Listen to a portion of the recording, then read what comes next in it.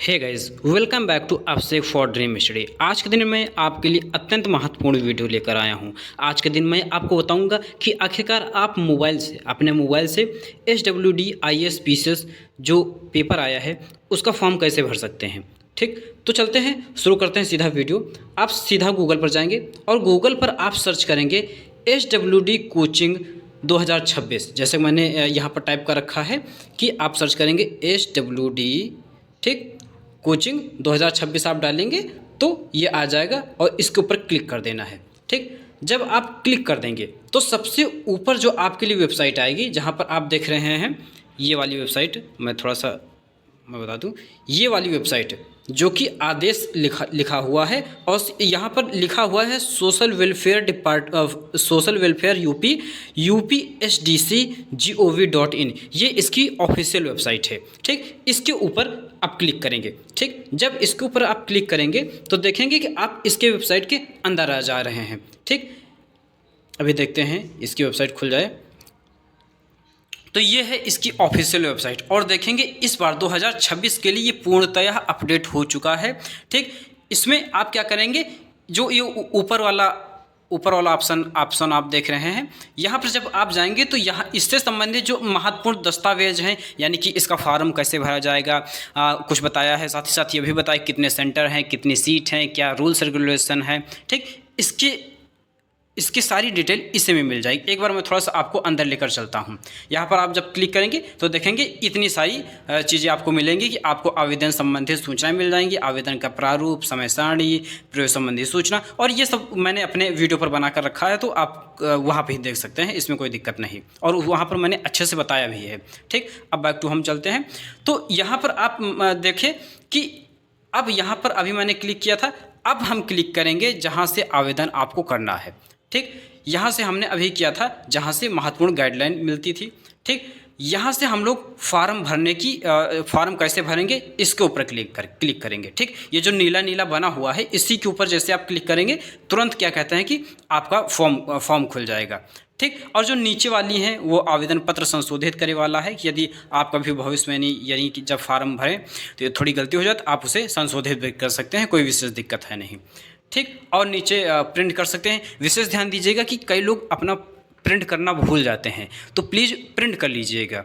ठीक, जो कागज़ निकलता है उसे प्रिंट कर लीजिएगा, और ना भी अगर प्रिंट हो तो कोई विशेष दिक्कत नहीं है, आपके लिए चल जाएगा। आप मुझसे कांटेक्ट कीजिएगा, मैं पूरा सिस्टम करा दूंगा।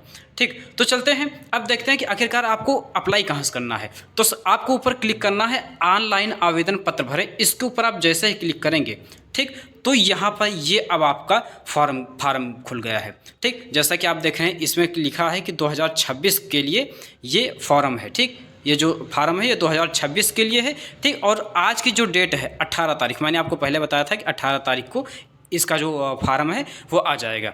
ठीक, तो आज 18 तारीख है। अब चलते हैं, देखते हैं आखिरकार क्या है। सबसे पहले मांगा गया है कि उत्तर प्रदेश में निरंतर 5 वर्ष से निवास की स्थिति, यानी कि आप उत्तर प्रदेश में कहाँ रहने वाले हैं, आप अपने एड्रेस का नाम भर दीजिएगा। जैसे मैं अपना एक बस ऐसे ही ले रहा हूँ, मैं गलत इन्फॉर्मेशन दे रहा हूँ जैसे ऐसे के लिए। ठीक, मान लीजिए मैंने अपना सुल्तानपुर भरा। ठीक, अब उसके बाद आप अपना नाम भरिएगा। ठीक, मान लीजिए मेरा नाम अभिषेक है। ठीक, मान लीजिए मेरा नाम अभिषेक है। दूसरा है पिताजी का नाम। ठीक, आपके जो भी पिताजी का नाम हो, मान लीजिए अभी मैंने ABC रख लिया है, ऐसे केवल सैंपल के लिए मैं आपको दिखा रहा हूँ। ठीक, स्थायी पता में आपको क्या भरना है, आपको अपना विलेज भरना है, आपको अपना पोस्ट भरना है, आपको अपना ब्लॉक भरना है। ठीक, ये तीनों चीज़ यहाँ पर भरना है। ठीक, क्या क्या भरना है आपको मैं बता दूँ, विलेज और ब्लॉक और उसके बाद डिस्ट्रिक्ट। ठीक, ये सबसे महत्वपूर्ण है, डिस्ट्रिक्ट। इतना चीज़ आप यहाँ पर भर सकते हैं। साथ ही साथ अस्थायी पता में जहाँ आप अभी रह रहे हैं वहाँ भी भर सकते हैं, या फिर अपने गांव का भी नाम भर सकते हैं, जहाँ आपका स्थायी पता है, जहाँ का आपका निवास प्रमाण पत्र बना है वहाँ भी भर सकते हैं। उसके बाद आप क्या कर सकते हैं कि आप अपनी ईमेल आईडी भर सकते हैं। अपनी ईमेल आईडी यहाँ पर जब इस कॉलम क्लिक करेंगे तो आप इसमें ईमेल आईडी भी भर सकते हैं। ठीक, आप अपना मोबाइल नंबर भी भर सकते हैं, यदि आप नीचे जाएंगे तो यहाँ पर आप अपना मोबाइल नंबर भर सकते हैं। ठीक, उसके बाद आपने क्या करना है, उसके बाद आपने यहाँ पर अपना जो हाई स्कूल का जो मार्कशीट है उसी के ऊपर जो डेट ऑफ बर्थ लिखा है उसी को भरना है, ध्यान दीजिएगा, वही भरा जाएगा, इसके अलावा कुछ नहीं भरा जाएगा। साथ ही साथ आप यहाँ पर अपना जेंडर सेलेक्ट कर सकते हैं, यानी कि आप मेल हैं फीमेल हैं। ठीक, चलते हैं देखते हैं इसमें क्या है। यदि लिंक पर आप क्लिक करेंगे तो मेल हैं या फीमेल हैं आप अपने हिसाब से क्लिक कर लीजिएगा। ठीक, उसके बाद आरक्षित श्रेणी, यानी कि आप SC OBC किस में से हैं, यानी मान लीजिए मैं SC से हूँ तो SC पर क्लिक कर ले रहा हूँ। ठीक, उसके बाद ध्यान दीजिएगा, यदि आप OBC जब क्लिक करेंगे, ठीक, तो जब आप OBC क्लिक करेंगे तो यहाँ पर नीचे जो है हो सकता है कि आपसे भविष्य में